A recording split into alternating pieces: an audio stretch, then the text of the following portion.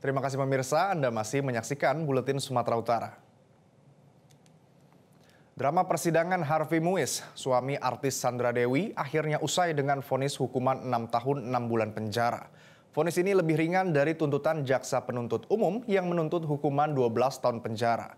Mengapa Sandra Dewi tidak hadir di sidang vonis suaminya? Berikut ulasannya.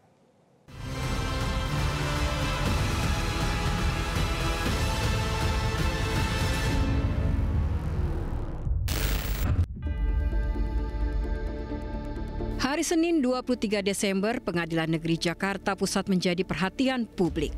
Sebab di pengadilan ini dilangsungkan sidang vonis pengadilan tindak pidana korupsi dengan terdakwa kasus korupsi tata niaga komoditas timah, Harvey Muiz. Harvey Muiz merupakan suami dari artis Sandra Dewi. Namun, dalam sidang vonis ini tidak tampak Sandra Dewi di dalam ruang persidangan untuk mendampingi sang suami. Kuasa hukum Harvey Muiz mengatakan tidak mengetahui alasan pasti Sandra Dewi absen di sidang yang menentukan nasib suaminya itu.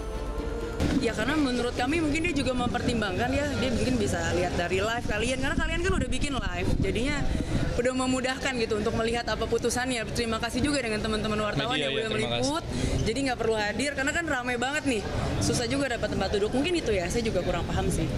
Dalam sidang vonis, akhirnya Majelis Pengadilan Tindak Pidana Korupsi di Pengadilan Negeri Jakarta Pusat menjatuhkan hukuman 6 tahun 6 bulan penjara. Oleh Majelis Hakim menyatakan Harvey Muiz terbukti bersalah dalam kasus korupsi tata niaga timah. Selain dijatuhi hukuman 6 tahun 6 bulan penjara, suami Sandra Dewi itu juga dikenakan denda pidana sebesar 1 miliar rupiah. Bila tak mampu membayar denda, maka diganti hukuman penjara selama 6 bulan kurungan. Selain itu, Harvey dikenakan hukuman membayar uang pengganti sebesar 210 miliar rupiah. Uang wajib dibayar selama 1 bulan setelah putusan berkekuatan hukum tetap. Bila tak sanggup membayar, maka diganti hukuman penjara tambahan selama 2 tahun. Itu menyatakan terdakwa Harvey Muiz terbukti secara sah dan meyakinkan bersalah melakukan tindak pidana korupsi yang dilakukan secara bersama-sama dan melakukan tindak pidana pencucian uang yang dilakukan secara bersama-sama sebagaimana dalam dakwaan ke-1 primer dan dakwaan ke-2 primer.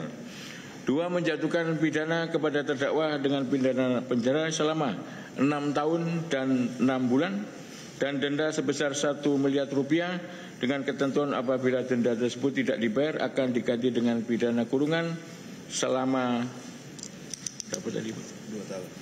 Bukan ini. Ya, 6 ya. Selama 6 bulan. Hukuman ini lebih rendah dari tuntutan jaksa penuntut umum dalam sidang yang digelar 9 Desember lalu. Dalam sidang tuntutan, Harvey Muiz dituntut 12 tahun penjara dan denda 1 miliar rupiah, subsidi pidana kurungan selama 1 tahun. Selain itu, jaksa penuntut umum turut menuntut majelis hakim agar menjatuhkan pidana tambahan kepada Harvey berupa pembayaran uang pengganti sebesar 210 miliar rupiah, subsidi pidana penjara selama 6 tahun. Menanggapi vonis hakim, kuasa hukum Harvey Muiz menyatakan akan memanfaatkan waktu selama 7 hari untuk pikir-pikir merespon putusan majelis hakim Pengadilan Tipikor Jakarta Pusat. Kita berbicara soal harta. Kalau semua harta ini disita, yang mana telah kita sampaikan bahwa banyak harta-harta yang bukan atas nama terdakwa maupun atas nama orang lain, termasuk misalnya harta atas nama Sandra Dewi yang sudah melakukan pisah harta dengan suaminya, ini juga akan kami lihat pertimbangannya seperti apa. Karena upaya hukum itu disediakan oleh peraturan perundang-undangan. Apakah nanti kita akan mengajukan keberatan terhadap harta tersebut atau tidak. Ini semua akan kami pertimbangkan dalam waktu 7 hari ke depan, seperti itu. Kasus yang melibatkan Harvey Muiz ini bermula ketika pada tahun 2018 PT Timah Tbk menghadapi masalah dengan maraknya penambangan liar di wilayah izin usaha pertambangan atau IUP mereka yang menyebabkan pasokan biji timah resmi menurun.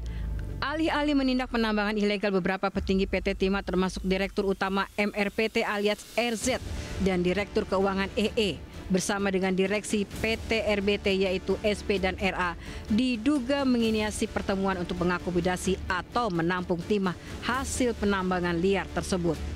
Untuk memfasilitasi penampungan timah ilegal, dibuatlah perjanjian seolah-olah terdapat kerjasama sewa-menyewa peralatan peleburan timah dengan para smelter. Harvey Muiz diduga berperan sebagai perpanjangan tangan dari PT RBT dalam skema ini. Dalam kasus korupsi tata niaga komoditas timah yang melibatkan Harvey Muiz, negara mengalami kerugian yang sangat besar.